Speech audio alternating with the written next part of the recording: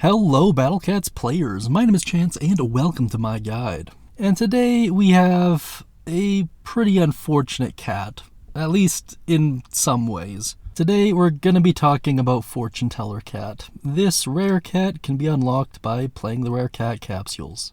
And in many ways it kind of serves as the floating equivalent to Pirate Cat, and I'm pretty sure I've gotten these cats confused a few times.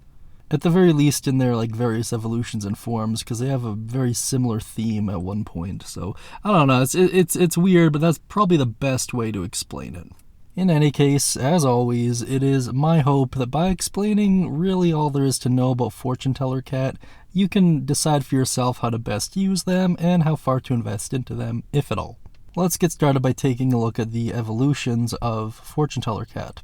Starting with Fortune Teller Cat itself, whose description reads, "A cat that loves the idea of fortune telling, has read one too many astrology books, might knock back floating enemies." And then at level 10 it becomes Fisherman Cat, eldest son of a prominent tuna fisherman, gets seasick, might knock back floating enemies.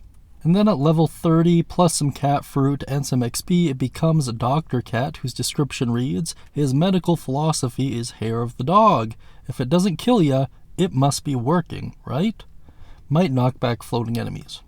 So I'm about 99% sure I've gotten Fisherman Cat and Pirate Cat confused a few times in my life. Regardless, let's take a look at the performance and pros and cons for Fortune Teller Cat.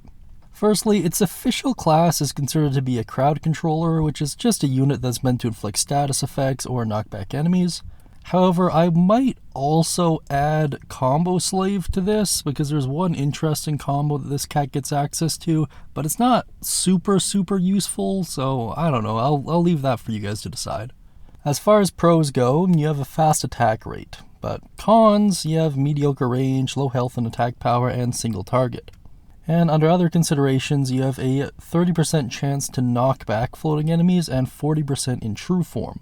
And at a glance, this is actually fairly similar to Pirate Cat, right? Fast attack rate, half decent range, and single target, which it really should be area, but I don't know. It's really weird. When you look at the attack animation, it doesn't make sense for it to be single target, but it is anyways, so whatever. I actually think giving this unit something like Omni Strike, like a 360-degree attack, would make a lot of sense and might actually make it a little bit more viable to some extent. But if you did that, you'd have to spec it towards zombies, which means you need to rework its whole talent tree, which Ponos is not going to do, so I don't know. Now let's take a look at some strategy and check out some gameplay. Firstly, as far as cost is concerned, Chapter 1 this unit's going to cost 340 cents, Chapter 2 510, and Chapter 3 680. Which is about right for most rare crowd controllers. However, unfortunately, I don't know, I'll talk about it in a little bit. So, when you first get Fortune Teller Cat, this cat's actually a pretty good counter to Shy Boy and most of the Teacher Bun Buns, as well as a good chunk of the Cyclones as well, especially if you're stacking them, essentially serving as a really good stalling unit. However, much like a lot of the crowd controllers we've discussed, this isn't a good long-term strategy. Really, because of the use of backliner enemies appearing, they just outrange this particular unit and many other crowd controllers, and in effect kind of make their stacks worthless. At that point, you're going to be replacing Fortune Teller Cat with either Sanzo Cat or Necro-Dancer Cat, as both of them are just significantly safer and offer better range. And that's kind of the real downfall of Fortune Teller Cat. Much like with the anti-red units, there's a fair bit of competition in the anti-floating units as well. It is a little bit of a different kind of competition just because the anti-floating units are so meta-driven, and really to outshine Sanzo Cat is pretty difficult, certainly within the rare cat bracket. After you true form him into Dr. Cat, there's an increase to knockback as well as a pretty substantial increase to health. However, when compared with any of its contemporaries, it's just not enough. While there are a couple stages that he can make sense on, and a few that can be supplemented if you don't have Sanzo Cat, on the whole, this just really isn't the peak unit for its use case. Now then, let's talk about cat combos really quick here. First up, we have Cap'n Ahab. This is a cat base defense up involving Fisherman Cat and Whale Cat, and it increases cat base health by 20%. We've discussed this combo in the Whale Cat video, and my opinion on it hasn't really changed. It's not good. Reason being, if you're at the point in the game where there's a group of enemies knocking down your base, odds are there's not too much you can do to stop them. So prolonging the base health is just prolonging your suffering in effect. Next up, we have Moby Dick. This is a unit defense up of the small variety involving Fisherman Cat, Whale Cat, and Crazed Whale Cat, and it increases cat health by 10%. Now this is a little bit more useful, and if you look closely at the cats required, it is kind of a double combo. You gain access to both the Cap'n Ahab combo as well as the Moby Dick combo at the same time. Which is really cool actually in theory. The only issue is Cap'n Ahab is not a good cat combo. And there are plenty of unit defense ups that kinda are just better in virtually every way. And while Crazed Whale Cat is a great unit, and I suppose Whale Cat's not too bad either, it doesn't make sense to have a 3 cat combo for a small when there are so many other cat combos that just are better with better units. Up next, we have Immodest Modesty. This is a worker cat up of the small variety involving Loincloth Cat and Fisherman Cat, and it increases wallet size by 10%. We've actually talked about this cat combo in the Loincloth Cat video as well. I really do not like the max worker cat ups at all. I think they don't make really any sense at any point in the game. You shouldn't really be ever using units you can't afford. And with how cheap it is to just upgrade your wallet size, I just refuse to believe this is ever really necessary. Now let's talk about the cat fruit you're going to need to true form this unit.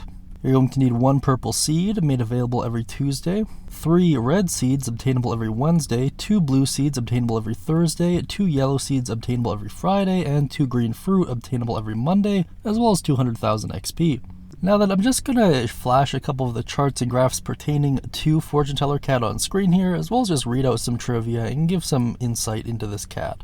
In the original Battle Cats and the Battle Cats Pop, Fortune Teller Cat was named Mystic Cat. And that is currently the only piece of trivia really known about Fortune Teller Cat. But I do just want everyone to take a moment and really appreciate the animation for this cat. I really like both the movement and the attack animation for this cat in its various forms. And you can kind of see what I mean when I said earlier that it being single target doesn't really look right. Like its attack looks like it should almost be an omnidirectional strike, right? But I guess at least at the time of this cat's release, Ponos wasn't really considering that. And perhaps that's why. In terms of what they could do to fix this cat, I mean, even just making an area attack would probably go a long way. And alongside increasing range, I think you could actually have a fairly decent knockback unit. Whether or not it would outshine Sanzo at that point, who knows? Maybe if you gave it like a research up cat combo, maybe then it could, but even with that being said, I still kind of doubt it. Now let's move on and talk about talents. As far as available talents go, resist knockback reduces knockback push by 5% per level up to 50% for a total NP cost of 75. Resist curse, which reduces curse duration by 16%, improves by 6% per level up to 70% for a total NP cost of 75. Target relic for a cost of 50 NP. And defense and attack buff, which increase their respective traits by 2% per level up to 20% for a total cost of 75 NP each. So, man, for this cat, really the only talents that make sense is target relic and maybe resist curse and defense buff. Target relic makes this usable on actually a couple extra stages. Some of them are actually pretty high level, and the resist curse and defense buff give it an opportunity to get kind of one last shot in. That being said, with NP being such a precious resource and there being technically better units for those stages, I'm really hesitant to recommend investing into this cat at all, as the odds of you running into a better unit for those particular stages is pretty high by the time you get to them. A lot of them are really late into the game, and there are plenty, and I mean plenty, of anti-relic units available, so it's not like you'll really be missing out on any opportunity. That being said, I don't know, maybe I'm wrong. Let me know what your thoughts are down beneath in the comments section. There is also an orb slot to consider, but given the nature of Fortune Teller Cat and how much of a pain in the neck it is to farm orbs and actually get them to a decent rank, I don't recommend using an orb for this cat. If you absolutely have to and want to have every orb slot filled, I guess health up for floating makes the most sense, but that's really about it. Now that you know what I think about Fortune Teller Cat, let's see what all of you have to say about him. First up, Shadow Knight 2485 says, I use this dude for NP and that's all I've ever done with it. Honestly, kind of fair, and I think this actually might be a fairly optimal way to go, so long as you have Sanzo Cat. It is always worth unlocking new units, if for no other reason than the rank, and honestly, XP becomes so meaningless at later parts of the game that you might as well. Bee-Eater says, I think he's mostly good unit because of knockback being mostly fine against floating, but say it with me now, outclassed by Sanzo. And yeah, that's kind of the consensus within the community. Unfortunately, the role that this cat occupies is just completely overdone by Sanzo, so it doesn't really make the most sense. I mean, maybe if you don't have Sanzo yet, then sure, but even then, I'm hesitant to recommend using this cat. At I'm Freaking Stupid says NP, yeah, kinda echoing a previous sentiment, but I agree. And if you would like to be featured in this part of the video, feel free to check out our community section and comment on the relevant posts. And that's really all there is to say about Fortune Teller Cat as far as I can tell. If there's anything I missed or overlooked, feel free to comment it down beneath, I sure would appreciate it. In addition to that, thank you for watching until this point, feel free to like and subscribe for Cat God's blessing, and as always, I'll talk to you guys soon.